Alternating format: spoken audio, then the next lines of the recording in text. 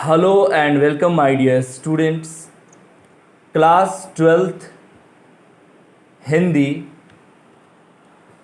Chapter name हंसते हुए मेरा अकेलापन, जो कि एक डायरी है। और ये डायरी लिखा गया है मलियज साहब के द्वारा। ठीक है जी। तो सबसे पहला क्वेश्चन आता है माइंड में कि यार ये चैप्टर एक डायरी है, ये क्या वही डायरी है जो लव लेटर लिखते हैं? कुछ तो दिमाग में आएगा ना पहली बार जब आप सुनिएगा तो, कि डायरी है क्या। एक्चुअली में डायरी ये कला है, डायरी वही है जिसमें हम लिखते हैं, और वो डायरी की बात हो रही है जिसमें हम अपने मनोदशा, अपने चित्त, अपने ध्यान, अपने प्रैक्टिकल लाइफ के अनुभव को प्रकट करते हैं। जिस कॉपी में उस डायरी की यहाँ बात की गई है। तो सबसे पहले हंसते हुए मेरा अकेलापन क्या है, डायरी है। तो सबसे पहले बच्चा हम लोग डायरी को ही जान लेते हैं कि डायरी को हम कैसे डिफाइन करेंगे, फिर हम आगे बढ़ेंगे चैप्टर की तरफ। तो डायरी गद्य साहित्य की एक प्रमुख विधा है। एक तो यहाँ पे आपका ऑब्जेक्टिव बन गया कि डायरी क्या है, गद्य साहित्य की एक प्रमुख विधा है। ये गद्य साहित्य क्या है, हिंदी लैंग्वेज के कई टाइप्स होते हैं, है ना। उन टाइप्स में एक टाइप है गद्य। तो डायरी गद्य साहित्य के अंतर्गत आता है, जो एक प्रमुख विधा है। विधा क्या है? विधा का सेंस है एक प्रमुख पार्ट्स है, एक प्रमुख, मुख्य यानी कि main of the Hindi literature, the parts of the writings. यानी हिंदी में लिखे गए लेख या किसी राइटिंग्स में डायरी एक प्रमुख विधा है। और ये किस साहित्य से बिलोंग करता है, हिंदी के किस प्रकार से बिलोंग करता है? तो गद्य प्रकार यानी कि गद्य साहित्य से। इतनी बात समझ में आई? जिसमें लेखक अपना आत्म साक्षात्कार, जिसमें लेखक अपना आत्म का मतलब सेल्फ, और साक्षात्कार का मतलब कि अपने आप को प्रकट करना। बोलते हैं ना कि भगवान साक्षात्कार सामने आ गए, सुने होइएगा ना। तो साक्षात्कार का मतलब कि खुद अपने आप को प्रकट कर देना, सामने ले आना। तो लेखक अपना साक्षात्कार अर्थात अपने बारे में बताता है।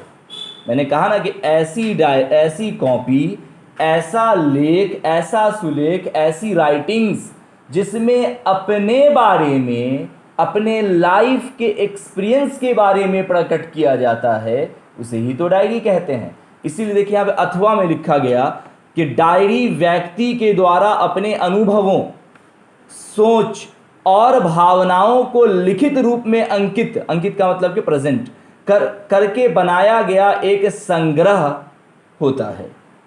समझ में आई ना बात? अब बच्चा ये डायरी तो क्या होता है उसकी बात की गई, बट हंसते हुए अकेलापन जो मलियज के द्वारा डायरी लिखा गया है, वो डायरी क्या है उसकी अभी हम बात कर लेते हैं। तो सबसे पहले सारांश जो आपको हर एग्जाम में आता है, 5 नंबर का सारांश आपको आएगा। किसी भी चैप्टर में से एक चैप्टर आपको आएगा ही। तो देखिए इस पूरी कहानी को, एक तो बहुत, आप जब इसको पढ़ेंगे ना किताब में, तो सच में कह रहा हूं कि आप पटक दीजिएगा किताब को, बोले क्या बकवास यार, क्या कुछ समझ में नहीं आ रहा।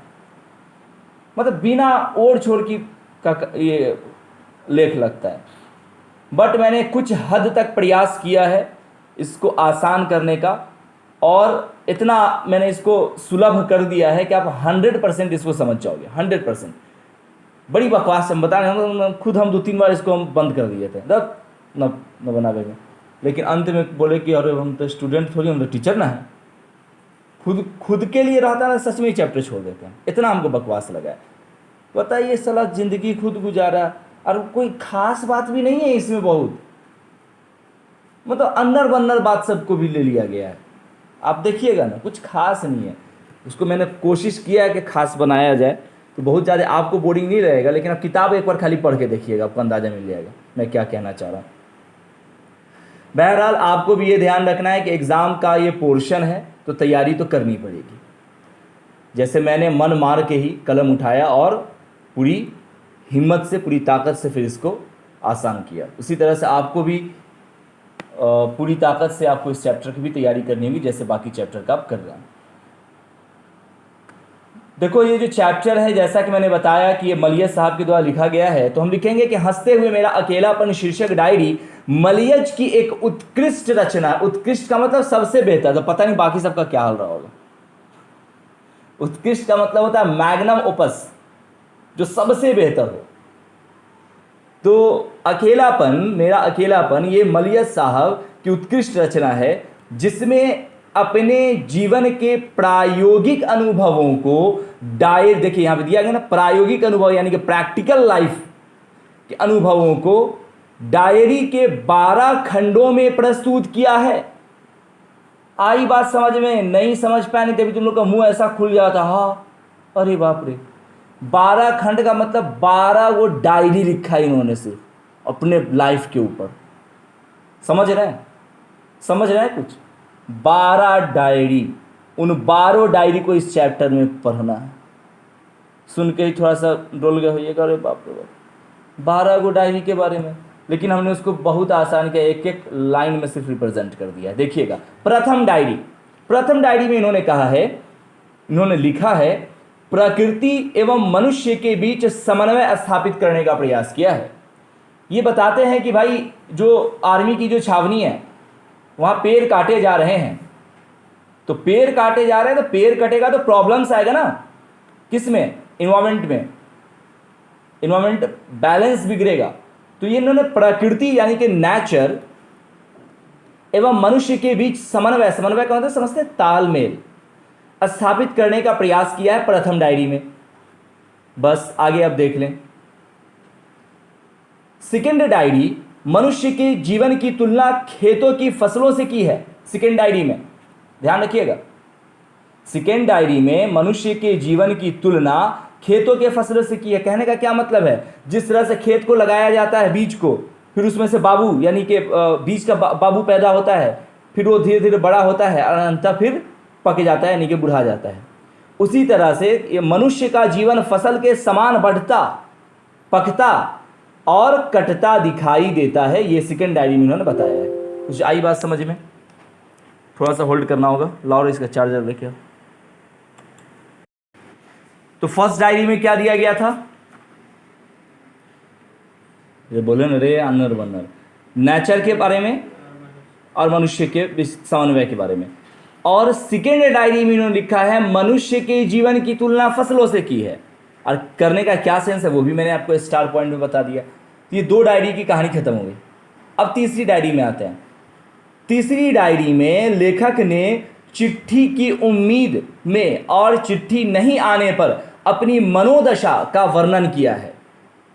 जैसे आप लोग मैसेज किए किसी को, अब मैसेज उधर से ना कैसे छटपट्टी पकड़ लेता है हैं? खास तरह से उसको अगर मैसेज कीजिएगा कोई रिस्पॉन्स नहीं आया तो क्या हाल होता है मनोदशा का, उसी मनोदशा का यहाँ बात किया जा रहा है कि चिट्ठी लिखें और चिट्ठी का जवाब नहीं आए तो किस तरह का सिचुएशन बनता है। उन सिचुएशन को यहाँ पर उन्होंने प्रेजेंट करने का काम किया है थर्ड डायरी में।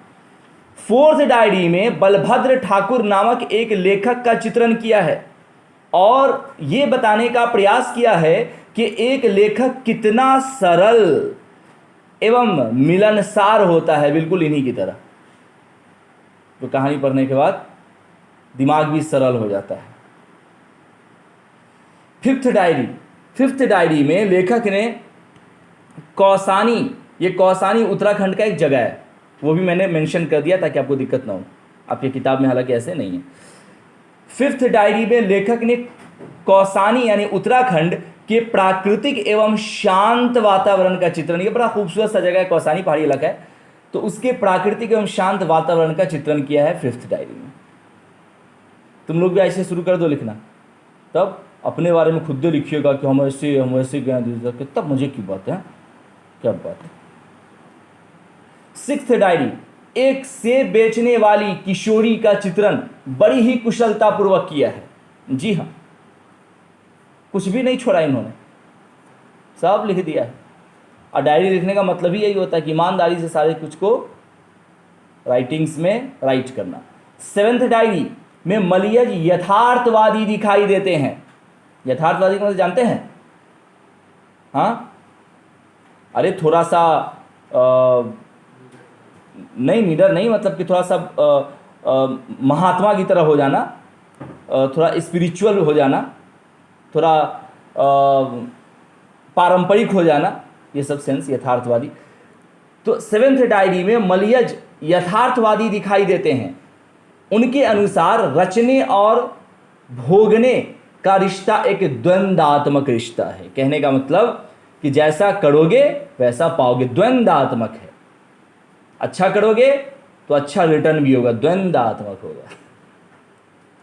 और एट्थ डायरी में इन्होंने शब्द एवं अर्थ के बीच निकटता का वर्णन किया है। इन्होंने बताया है कि जितने ज़्यादा शब्द लिखोगे राइटिंग में उतने कम अर्थ निकलेंगे, जितने कम शब्द लिखोगे उतने ज़्यादा अर्थ उसमें से निकलेंगे।